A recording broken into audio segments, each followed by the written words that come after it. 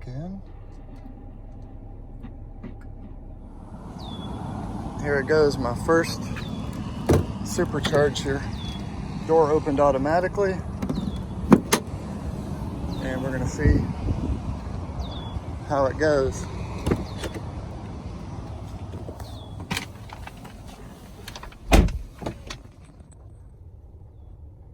Okay, it's got to synchronize, get its little connection settings.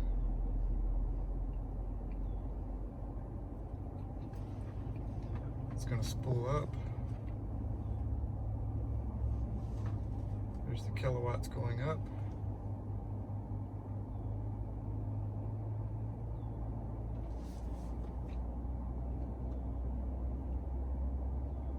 You can hear all the fans turning up on the battery.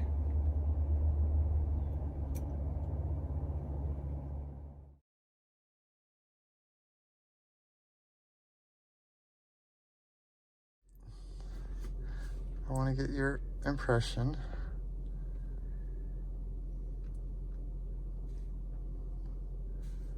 of the emissions mode. With the fart? Well, you have to come down here and you have to tap which one you want. So there's different choices. I already knew about the fart mode. Oh. Sorry, I was born to fart.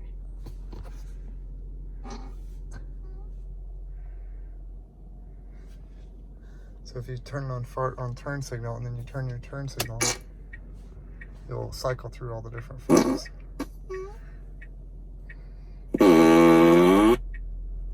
It's the most impressive thing with the Tesla is the ultimate fart mode while you're driving. And especially every time you turn, it will cycle through the farts. It's amazing. You like Daddy's car? Some of the other choices in your Tesla, you can have a full web page while you drive. You can actually look up websites while you're driving down the road, which is pretty nuts. Most of the time you'd be on autopilot while you did this. You can also go to the entertainment section and you can play video games. Now you can't do these while you drive. So say you wanted to play Centipede, you can start Centipede. Some of the other cool games it has are Super Breakout, Missile Command, which if you're a kid of the 80s, you love it. Lunar Lander, which is really cool. We used to play that in the 80s. You can tell Elon was an 80s child. Of course, Centipede, which I've already showed you. Asteroids. Let's see, let's play Asteroids. And this is all, you can play this with the steering wheel.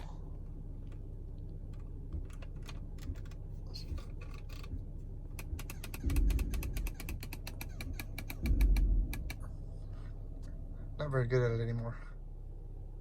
One of the more old school games is backgammon, but with the 17-inch screen, I wanted to show you, it's the full 17-inch, and it's actually very high resolution, which is kind of... One of my favorite features is the camera. You can have the camera on at any time, so this is my garage door, but you can turn that on while you're driving down the road. I actually use it when I come into the garage. I turn on the camera so I can see that I'm far enough in to shut the garage door, which is really handy.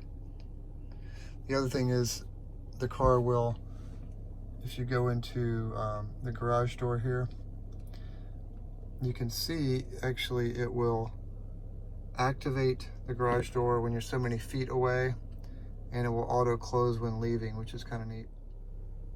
The car has adjustable air suspension, so you can set the automatic speed of when the car will lower itself down. So I'm going to set it to 55 miles per hour. It will automatically lower itself. Are you sure you want to proceed? Sure.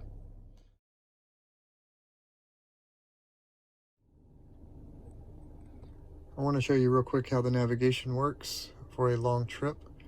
Just hold this button down on the steering wheel. Navigate to Lake Lanier, Georgia.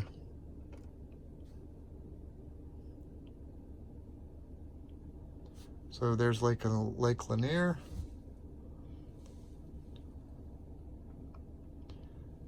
And what it will do, it will route you and it will give you all the supercharger stops you have to make. You can actually remove the supercharging stops. There's the total trip and time. It will tell you your battery when you get there. It will tell you in Tifton you have to charge in Lake City first. You'll get there with 20% battery. You got to stop at Tifton and you got to stop at Macon. And it also has the traffic data. You can see there's traffic jams in Atlanta.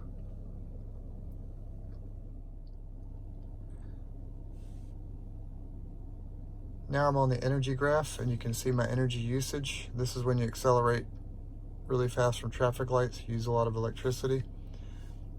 You can also see here on the charging, if I change this, right now I'm at home, so I'm charging at 21 miles an hour. I have a 30 amp outlet right here, and I can set the limit higher. So normally you should set your battery to like 80%. You shouldn't go to 100%. If you're going on a trip though, you're going to jack this all the way up. Now, like I said, right now I'm charging at a 30 amp, and you can see right here in my garage, you can see the charger, and it's a NEMA 1450 30 amp outlet right there that it's plugged into.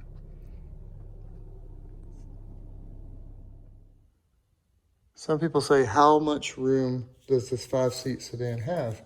Well, let me show you. In the trunk area, you have this cover, but underneath here, you also have another storage area, and it's about a foot deep in there, so you can store a pretty good amount of stuff in there.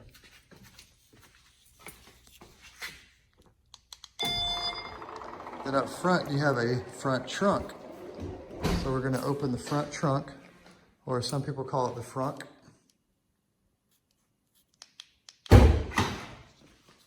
So this is where your engine would be in your normal car.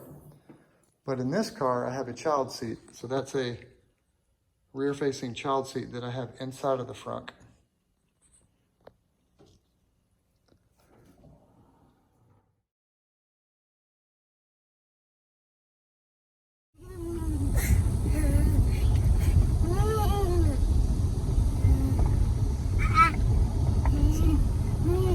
Somebody loves the Tesla. She loves the sunroof.